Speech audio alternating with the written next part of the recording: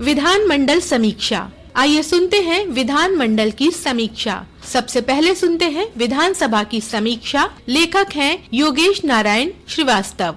प्रदेश के वित्त मंत्री सुरेश कुमार खन्ना ने आज विधानसभा में वित्तीय वर्ष 2025-26 के लिए 8,08,736 करोड़ 6 लाख रुपए का बजट पेश किया। पूर्व में प्रस्तुत किए गए बजट की अपेक्षा इस बार का बजट सबसे बड़ा है। बजट पेश करते समय सदन में मुख्यमंत्री और नेता सदन योगी आदित्यनाथ भी मौजूद थे। अपने 1 घंटे से ज्यादा के बजट भाषण में वित्त मंत्री सुरेश खन्ना ने बजट को प्रदेश के आर्थिक विकास और सामाजिक कल्याण की दिशा में एक महत्वपूर्ण कदम बताते हुए कहा कि ये बजट वर्ष 2024-25 के बजट से 9.8% अधिक है, जिससे राज्य की आर्थिक वृद्धि को गति मिलेगी। बजट में 28,478 करोड़ 34 लाख रुपए की नई योजनाएं सम्मिलित की गई हैं। वित्त मंत्री ने कहा कि प्रस्तुत बजट प्रदेश की आर्थिक मजबूती, औद्योगिक विकास और रोजगार सृजन को ध्यान में रखते हुए तैयार किया गया है। उन्होंने कहा कि सरकार का लक्ष्य यूपी को $5 ट्रिलियन की अर्थव्यवस्था बनाने की दिशा में तेजी से आगे बढ़ाना है। उन्होंने कहा कि योगी सरकार के इस मेगा बजट में अवस्थापना विकास के लिए 22%, शिक्षा के लिए 13%, कृषि और संबद्ध सेवाओं के लिए 11%, चिकित्सा एवं स्वास्थ्य के क्षेत्र में 6%, सामाजिक सुरक्षा कार्यक्रमों के लिए 4% एवं संसाधन आवंटित किए गए हैं। बजट में पूंजीगत परिव्यय कुल बजट का लगभग 20.5% है। बजट में इंफ्रास्ट्रक्चर और निवेश को बढ़ावा, प्रदेश में बुनियादी ढांचे और इंफ्रास्ट्रक्चर को मजबूत बनाने के लिए बजट का 22% हिस्सा निर्धारित किया गया है। इसमें सड़क निर्माण, औद्योगिक विस्तार, परिवहन व्यवस्था और निवेश को आकर्षित करने जैसी योजनाओं को खासी तरजीह दी गई है। प्रस्तुत बजट में शिक्षा के क्षेत्र में बड़ा निवेश कर योगी सरकार ने शिक्षा को और मजबूत बनाने के लिए 13% बजट शिक्षा क्षेत्र के लिए निर्धारित किया है। इसमें प्राथमिक एवं उच्चतर माध्यमिक विद्यालयों में ICT लैब और स्मार्ट क्लासेस स्थापित करने का प्रस्ताव है। साथ ही राजकीय पॉलिटेक्निक कॉलेजों में डिजिटल लाइब्रेरी और स्मार्ट क्लासेस शुरू करने की योजना भी शामिल है। इसके अलावा प्रदेश में शोध और विकास को बढ़ावा देने के लिए विशेष योजनाएं बजट में प्रस्तावित हैं। बजट में आर्टिफिशियल इंटेलिजेंस और साइबर सुरक्षा को बढ़ावा देकर उत्तर प्रदेश को तकनीकी हब बनाने के लिए कई नई योजनाएं शुरू करने का प्रस्ताव बजट में रखा गया है। इसमें आर्टिफिशियल इंटेलिजेंस सिटी की स्थापना प्रस्तावित है, जिससे प्रदेश को तकनीकी नवाचार का केंद्र बनाया जाएगा। बजट में धर्मार्थ कार्यों को लेकर सरकार की योजनाओं का भी उल्लेख किया गया है। वित्त मंत्री सुरेश खन्ना ने अपने बजट भाषण में कहा कि जनवरी 2024 से दिसंबर 2024 के बीच उत्तर प्रदेश में कुल 65 करोड़ से अधिक पर्यटक आए हैं। इनमें विदेशी पर्यटकों की संख्या 14 लाख है। वित्त मंत्री ने सदन को बताया कि पर्यटन स्थलों के विकास योजना के लिए 400 करोड़ का प्रावधान है। अयोध्या क्षेत्र में पर्यटन अवस्थापना सुविधाओं के विकास के लिए 150 करोड़ रुपए, मथुरा में पर्यटन अवस्थापना सुविधाओं के विकास हेतु 125 करोड़ रुपए और नैमिषारण्य में पर्यटन अवस्थापना सुविधाओं के विकास हेतु 100 करोड़ की व्यवस्था की गई है। वित्त मंत्री ने बताया कि जिला मुख्यालयों में कामगार श्रमिक अड्डे बनाए जाएंगे। इनमें कैंटीन, पीने का पानी, स्नानागार और शौचालय जैसी सुविधाएं उपलब्ध कराई जाएंगी। ये योजना श्रमिकों के रोजगार और जीवन स्तर सुधारने में मददगार साबित होगी। वित्त मंत्री ने बताया कि प्रदेश के 58 नगर निकायों को आदर्श स्मार्ट नगर निकाय के रूप में विकसित किया जाएगा। इसमें प्रत्येक नगर निकाय को 2.5 करोड़ की धनराशि प्रदान की जाएगी, जिससे कुल 145 करोड़ रुपए खर्च किए जाएंगे। इन शहरों में आधुनिक सुविधाएं, तकनीकी नवाचार और स्वच्छता प्रबंधन को प्राथमिकता दी जाएगी। वित्त मंत्री ने अपने बजट भाषण के दौरान कहा कि जीरो पॉवर्टी अभियान के तहत गरीबी उन्मूलन के लिए सरकार ने 2 अक्टूबर 2024 से जीरो पॉवर्टी अभियान शुरू किया है। इस अभियान के तहत प्रदेश की प्रत्येक ग्राम पंचायत से निर्धनतम परिवारों की पहचान की जाएगी। सरकार का लक्ष्य है कि इन परिवारों की वार्षिक आय को 1,25,000 रुपए तक लाया जाए और उनकी मूलभूत जरूरतों को पूरा किया जाए। वित्त मंत्री ने कहा कि मुख्यमंत्री योगी आदित्यनाथ के नेतृत्व में प्रदेश आधुनिकता, नवाचार और आत्मनिर्भरता की ओर अग्रसर हो रहा है। वित्त मंत्री ने कहा कि ये बजट प्रदेश को राष्ट्रीय और वैश्विक निवेश का केंद्र बनाने की दिशा में एक मजबूत कदम है। बजट भाषण के दौरान वित्त मंत्री सुरेश खन्ना ने कहा कि 58 नगर पालिकाओं को स्मार्ट सिटी बनाया जाएगा। अयोध्या में सोलर सिटी के साथ 8 डेटा सेंटर पार्क तैयार किए जाएंगे।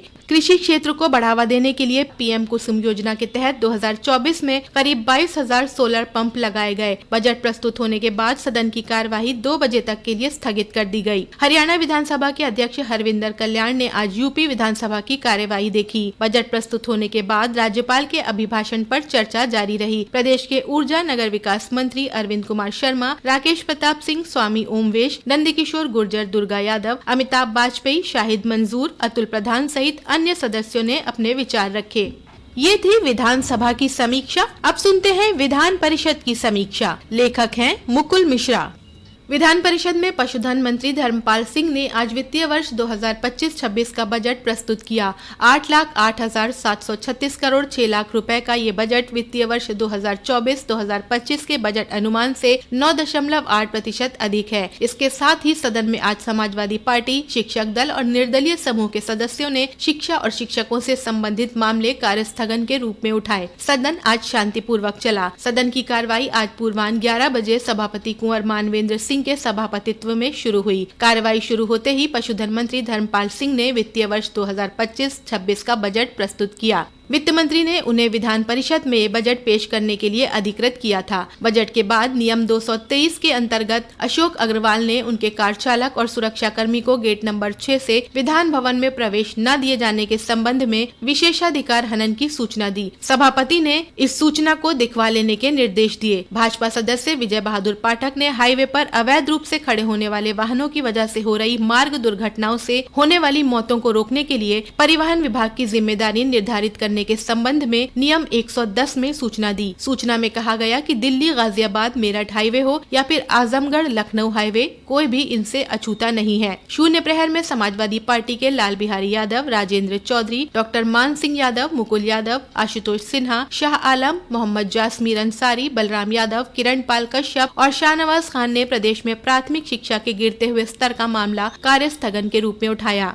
सूचना की ग्राह्यता पर मुकुल यादव, आशुतोष सिन्हा, डॉक्टर मान सिंह यादव और लाल बिहारी यादव ने कहा कि शिक्षा किसी भी राष्ट्र की आधारशिला होती है। भारतीय जनता पार्टी की सरकार प्राथमिक शिक्षा को लेकर दोहरा मापदंड अपना रही है। छात्र संख्या का बहाना बनाकर प्राथमिक विद्यालयों को बंद करके प्राइवेट सेक्टर में देने की साजिश रची जा रही है। प्राथमिक शिक्षकों से शिक्षण कार्य के अलावा मतगणना, जनगणना, BLO जैसे अन्य कार्यों में लगाया जा रहा है, जिससे बच्चों का पठन पाठन बाधित हो जाता है, जिसको लेकर अभी हाल ही में उच्च न्यायालय ने अपने आदेश में कहा है कि शिक्षकों से शिक्षण कार्य के अलावा विशेष परिस्थिति में ही अन्य कार्य लिए जाएं। सदस्यों ने कहा कि प्राथमिक जूनियर स्कूलों में गरीब किसान मजदूर के बच्चे ही पढ़ते हैं। बच्चों को समय से पाठ्य पुस्तकों को उपलब्ध कराना सरकार की जिम्मेदारी है, लेकिन सरकार के अदूरदर्शी रवैये के चलते ऐसा नहीं हो पा रहा है। ऐसे में गरीब बच्चे प्राथमिक शिक्षा से वंचित रह जाते हैं। इसी तरह मिड डे मील में बच्चों को गुणवत्तापरक पौष्टिक भोजन भी नहीं मिल पा रहा है। सरकार की ओर से बेसिक शिक्षा मंत्री संदीप सिंह ने सदन को तथ्यों से अवगत कराते हुए कहा कि पिछले 8 वर्षों से शिक्षा के स्तर में काफी सुधार हुआ है। शिक्षा को बेहतर बनाया गया है। अब न तो शिक्षकों की कमी है और न ही बच्चों को कोई परेशानी हो रही है। बच्चों को गुणवत्तापूर्ण मिड डे मील मिल रहा है। हमारी सरकार किसी भी स्तर पर कोई समझौता नहीं करती है। निर्दलीय समूह के राज बहादुर सिंह चंदेल और डॉक्टर आकाश अग्रवाल ने छात्रों की अपार ID बनने में होने वाली कठिनाइयों के मामले को कार्यस्थगन के रूप में उठाया। सूचना की ग्राह्यता पर डॉक्टर आकाश अग्रवाल और राज बहादुर सिंह चंदेल ने अपने विचार व्यक्त किए। सदस्यों ने कहा कि छात्रों के अपार ID में स्कूल के रिकॉर्ड एवं छात्र का आधार और माता पिता के आधार से भी रिकॉर्ड चेक किया जा रहा है। आधार में छोटी सी भी त्रुटि हो तो अपार ID वैलिडेट नहीं हो पाती है। इसके लिए स्कूल को दोषी नहीं माना जा सकता है। स्कूल के कंप्यूटर ऑपरेटर केवल विद्यालय के शैक्षिक रिकॉर्ड के द्वारा ही रिकॉर्ड फीड कर सकते हैं, परंतु आधार कार्ड में संशोधन छात्र अभिभावक को ही कराना होता है। सुप्रीम कोर्ट भी कहता है कि जन्म तिथि या निवास प्रमाण के रूप में आधार अनिवार्य नहीं है। उन्होंने कहा कि प्रदेश के अधिकारियों की मनमर्जी से वित्त विहीन विद्यालय, सरकारी प्राइमरी स्कूल, सहायता प्राप्त स्कूलों में गंभीर रोष और असंतोष व्याप्त है। बेसिक शिक्षा मंत्री संदीप सिंह एवं पर्यटन मंत्री जयवीर सिंह ने सदन को तथ्यों से अवगत कराया।